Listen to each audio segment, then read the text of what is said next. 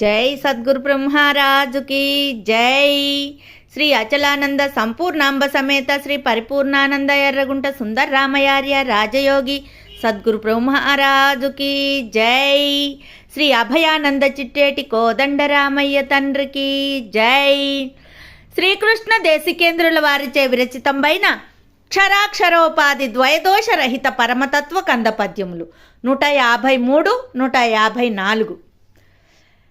ఎరుకలేనట్టి బయలున బిరబిర నరుదెంచి ఎవరు విలువనిదే తా నరసి పరిపూర్ణమున్నది ఎరుకేగితే చాలు లేనిదెరుకని లేకన్ తనువునే గాననంటివి విను సుఖ దుఃఖములు ఎవరివిరా నా తోడన్ వినజప్పుమునే వినియదా తనయా తప్పితివే నిన్ను దండింతుతుమీ. జై నిజ గురుభ్యో నమ. జై నిజ గురు అనుభవానందాయ నమ. శ్రీమద్భాగవత కృష్ణోపదేశకేంద్ర వారిచే విరచితమైన కంద పద్యములు 153, 154 ముచ్చటించుకుంటున్నాం. అచల పరిపూర్ణ ప్రబోధను దృఢత్వం చేస్తూ ఉన్నాడు శిష్యునకు గురుదేవులు. నాయన శిష్య, ఎరుక లేనట్టి బయలునా బిరబిర నరుదించి ఎవరు విలువనిదే తా నరసి పరిపూర్ణమున్నది ఎరుకేగితే చాలు లేని జెరుకని లేకన్. అంటే ఈ లేని ఎరుక ఏ కాలమందునా లేనిది. అయితే ఇది ఎక్కడ నుంచి వచ్చినది అనేటువంటి విషయాన్ని ముందు గమనించాలి శిష్య. ఎట్టంటే నాయన, ఎరుక లేనట్టి బయలునా, బయలులో ఎరుక ఉన్నదా? లేదు శిష్య. ఎరుక లేనిది బయలు. అందుకే పరిపూర్ణము ఎరుక కాదు, ఎరుక పరిపూర్ణము కాదు అన్నది శివరామ దీక్షిత్. ఈ బయలులో ఎరుక లేదు. అయితే ఎక్కడ ఉన్నది ఇది? బయలులో లేకనే తోచి ఉన్నది ఇది. ఇక్కడ వ్యత్యాసం ఉన్నది శిష్య. బయలుకు ఎరుక మరపులు లేవు నాయన. బయలు ఎరిగే లక్షణం బయలుకు లేదు. అందుకే ఎరుక లేనటువంటిది బయలు. అయితే ఇది ఎక్కడ అరుదించింది? ఇది బిరబిరా వచ్చింది పిలువని పేరంటంలాగా. బిరబిరా నరుదించి ఎవరు పిలువనిదే, ఆమెను ఎవరు రమ్మని పిలవలా, తనకు తానుగా వచ్చింది. ఇప్పుడు నిద్రలో నాకు ఫలానా కళ రావాలని మనం కోరుకుంటే కల వస్తుందా? కళ తనంతటదే వస్తుంది. ఏదో కొలువు చేసినట్లు, లేకపోతే వివాహం జరిగినట్లు, లేకపోతే ఆస్తులు కూడబెట్టినట్లు, లేకపోతే ఎవరితోనో కలహించినట్లు, ఇవన్నీ కోరితే వచ్చేటువంటివి కాదు. వాటికి అవంతటా వచ్చాయి. తద్విధానంగానే ఎవరు పిలువనిదే బిరబిరా నడిచింది. ఏది? ఎరుక. ఎక్కడి నుంచి? ఎరుక లేనట్టు బయలు నుంచే వచ్చింది ఇది. బయలుకు ఎరిగే లక్షణం లేదు, కానీ శాశ్వతముగా స్థిరముగా ఉండేటువంటి లక్షణము కానటువంటిది అది. కానీ శిష్యునికి బోధించేందుకై దానికి అచల లక్షణం అనవలసి వచ్చింది శిష్య. తా నరసి పరిపూర్ణమున్నది.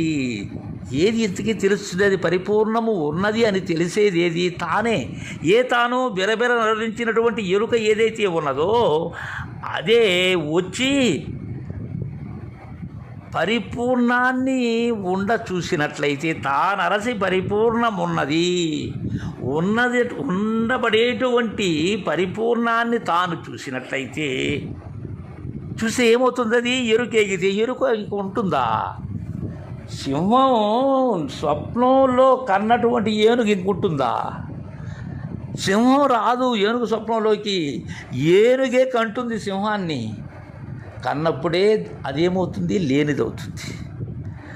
అట్లా పరిపూర్ణము ఉన్నదని తానరసి ఎరుక ఏగిందంటే ఎరుక తెలిసిందంటే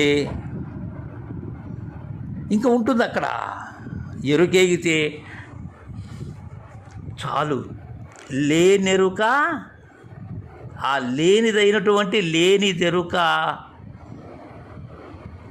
ఏమనుకుంటుంది? ఎరుకప్పుడు లేనిదెరుకని లేకపోతుంది.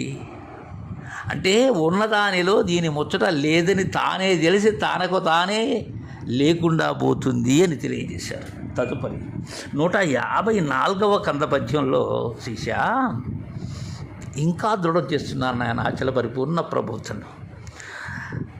తనువు నే గాననంటివి విను, సుఖదుఖములు ఎవరివిరా నాతోడని వినజెప్పుము. నే వినియదా తనయా తప్పితివే నిన్ను దండింతు సుమి. తప్పావనుకో శిష్య మద్గురుదేవుని వాక్యాన్ని, నిన్ను దండిస్తాను నాయన, నిన్ను మందలిస్తాను. ఎలా?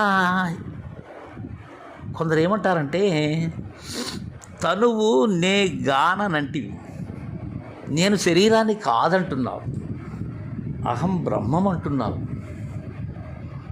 నేను తనువుకు సంబంధము లేని వాడనంటున్నావు, నేను ప్రత్యేగాత్మని అంటున్నావు, నేను పరమాత్మని అంటున్నావు, నేను సూత్రాత్మని అంటున్నావు, ఎన్నెన్నో పేర్లు పెట్టుకున్నావు నీకు. నేనే భగవంతుని అంటున్నావు, నేను తనువును కానంటున్నావు. సరే, ఒక విషయం విను నాయన, విను. సుఖదుఖములు ఎవరివిరా? ఈ పొందే సుఖదుఖములు తనువా నీవా, శరీరానికా నీకా? శరీరం జడమది, నీవు జడ అజడములుగా ఉండేటువంటి వాడవు. నీవు జడముగాను ఉంటావు, అజడముగానే ఉంటావు. జడముగా ఎప్పుడు ఉంటావు? ఈ ఉపాధిలోకి రాకముందు నువ్వు జడానివే, ఉపాధిలోకి వచ్చిన తర్వాత అజడమయ్యావు. అలా జడాజడ లక్షణములు రెండు ఉన్నవి నీకు. ఆ సుఖదుఖములు ఎవరివి అసలు? నా తోడని వినజెప్పుము. ఒక్కసారి చెప్పు నాయన, సుఖదుఖములు నీకా తనువుకా? నువ్వు ఉంటేనే తను ఉంటుంది, తను ఉంటేనే నువ్వు ఉంటావు. కాబట్టి సుఖదుఖములు నీకే. నే వినియదా? చెప్పు, నేను వింటాను.